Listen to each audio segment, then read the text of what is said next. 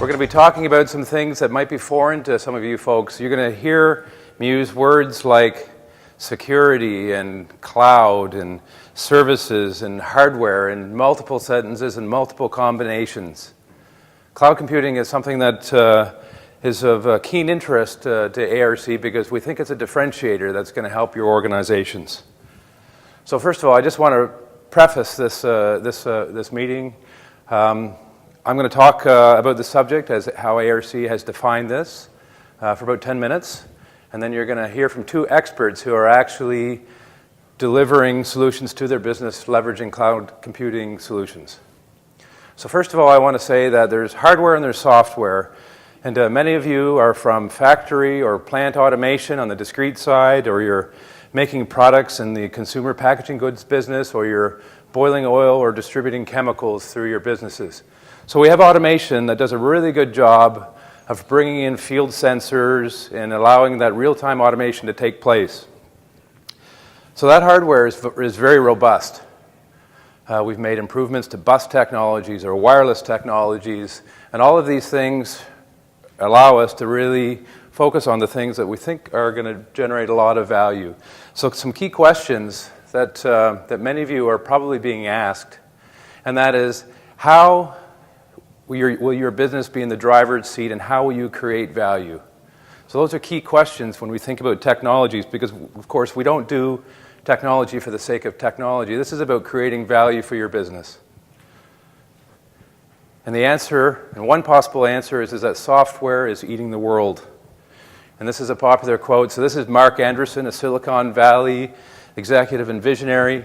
So he says that for 6 decades into the computer revolution, 4 decades since the invention of the microprocessor, and 2 decades into the rise of the internet, all of the technologies required to transform the industries through software are finally able to be delivered at global scale. So that can mean a lot to your business if you're struggling to control costs and the business is knocking at your door to deliver more applications quicker. Some of the challenges that we note, whether you're manufacturing or whether you're in retail, the fact is that IT and automation are challenged immensely by the speed of technology. High cost, commoditization of the IT place, servers, Windows platforms, these things are very easy to get. And ultimately, security and availability continue to be challenges for many folks that are working in industry today. In combination with that, operations and maintenance are the core competency of most of the folks that are in industry today. And sometimes the IT value is considered non-value-added work. So why should manufacturing care about cloud computing? So this is a nice little picture that sort of depicts how people view hardware and software. So sometimes the business owners and the people that you deal with, all they see is the original hardware purchase of the servers or the data centers or whatever the systems are that are running your applications. So they see the hardware and the software cost. But the reality is that studies have shown that represents 10% of the overall cost.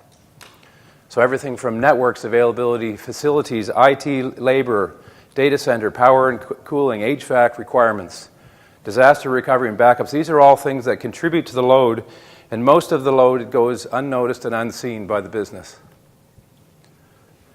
We know that there's major trends that are impacting us. Industrial internet.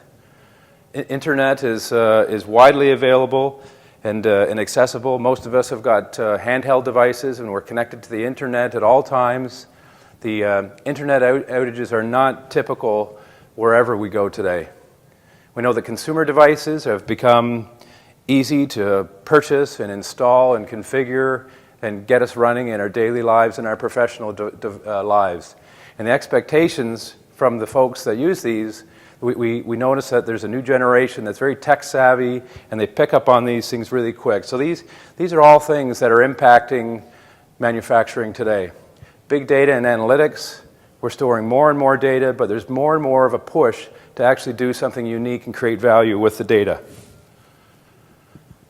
So back to cloud computing. When ARC defines this, we know that there's some typical characteristics that describe the true cloud computing. Characteristics like on-demand, being able to access services online. Rapid elasticity, to be able to expand quickly to scale up for your business needs.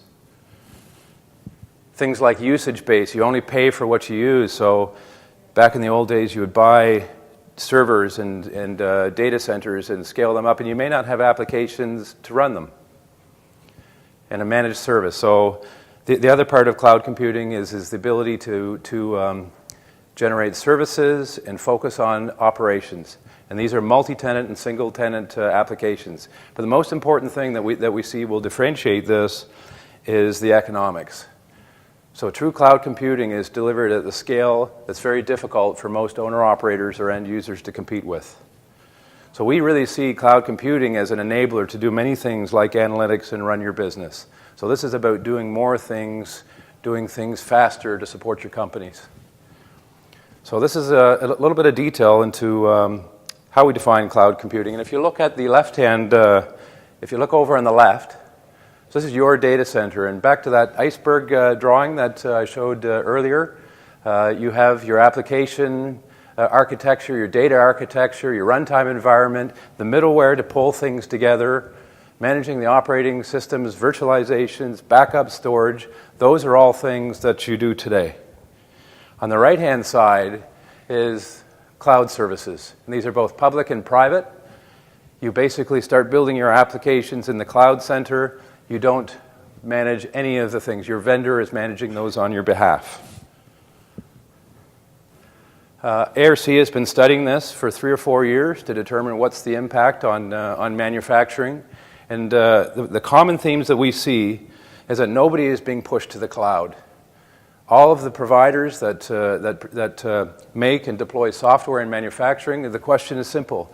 Do you want the question on-premise or do you want it in the cloud? It's about choice. So this is a list. Forgive me if I've forgotten your name on this slide. We'd love to hear about you if you're building applications and doing it in the cloud. This is something that we call the hybrid virtualization cloud operating model. I'm not going to create a new acronym, but I really just wanted to illustrate the point here that you don't buy the hardware anymore. You don't have a rack or a cabinet that's dedicated to your company. So cloud computing means you're setting up virtual deployments in this massive data center called the cloud. So as you can see over on the left-hand side, you have ABC Chemical Company, and you have all the historians and all the real-time information. You can have a virtual private network that's separated from the internet, and you could connect it directly to a cloud center in a deployment. You spin up virtual instances or deployments to run your applications, and those virtual instances are scalable. On the right-hand side, XYZ Chemicals may have a different philosophy. They might say, you know what, I don't need a virtual private network. Plain internet is good enough for me. So you can connect directly to an internet-facing deployment in the same cloud center. So, security. I said I'd talk a little bit about security. One of the things that we notice, and this varies by the size of the company, very large companies that have got heavy IT resources in manufacturing, they do this really well. Small and medium-sized companies aren't so fortunate, and it's difficult to justify investing in all of the resources and all the security standards to protect this data. So the system or the cloud service that ARC has been most interested in is Microsoft. So Microsoft is already running automation today. All of the servers run your applications, the real-time environment, alarm systems, they already run on Microsoft. So what we've seen is Microsoft Azure services have become a large part of software for manufacturing delivered in the cloud. It's an easy step to go think, Microsoft already owns my operating system for this real-time plant or production or facility. And then there's the Microsoft services that come in the cloud. So I am not a security expert, but what I do know that this is volumes of information about data protection, governance for how employees back up data, how information is shared with governments or not. And these are the standards that Microsoft Azure uses to protect your data from your plant or your process while it's in a cloud service. So what we do find is that this has a high cost. So it's difficult to invest in cybersecurity, and those of you that were here on Monday, we had over 150 people in attendance at a cybersecurity workshop. This is a paramount issue in our industry today. So what does a cloud look like? So if you were flying overhead, this would look like a Walmart warehouse or a regular distribution center. This is one of Microsoft's data centers. It could be in Seattle or Virginia. I'm not sure. They move them around and they don't tell us. You go inside. They have CCANs that are connected to high voltage DC. They connect up a pipe with the heating and the cooling. And each of these CCANs has got over 4,000 servers in it. And each one of those servers in that CCAN has probably got a VMware deployment that's running history, collecting process data, running analytics inside one of these. And if you could pass the requirements and the security and to access one of these, that's what you'd see inside. So the fact is that when we talk to folks about data centers and how they're building applications, most manufacturing can't afford the scale and the security that comes along with these. So this is what a cloud looks like. Where do we think it's heading? We already know that email's in the cloud. Office 365 has got millions of customers today. So your sensitive data is already in Microsoft Azure. ERPs have been in the cloud for not quite a decade, but it's been some time. Manufacturing execution applications, historians. We've seen some suppliers of technology actually have tiered historians that are running in the cloud. And connected assets. And we see, Andy Chatta, the president of ARC, mentioned about the importance of the Internet of Things. We also see a big opportunity by connecting things directly to the cloud. And during the keynote, Andy had mentioned the Intel chip. So computing power is getting smaller. So we're seeing endpoint protection down at the device level and endpoint protection at the cloud level. So what does this all mean? So it means that can we be secure? Maybe. Can we deliver applications faster? Maybe. Can we connect devices through ways that were not achievable before? And that's where we think that the biggest opportunities are.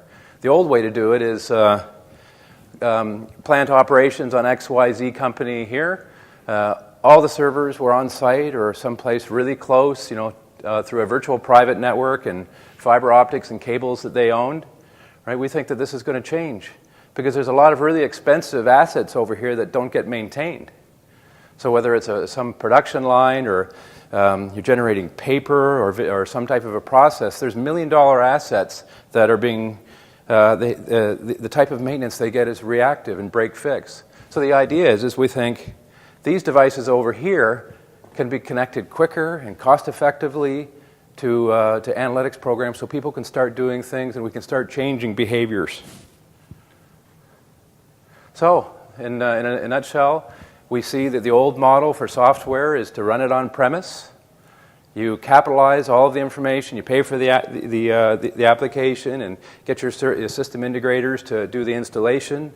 It takes months to implement, hard to upgrade, but we see things in the future. We see a utility model. People don't want to capitalize their software anymore. They want predictability in their bills. They only want to pay for what they use. And we see that things are implemented in weeks or days.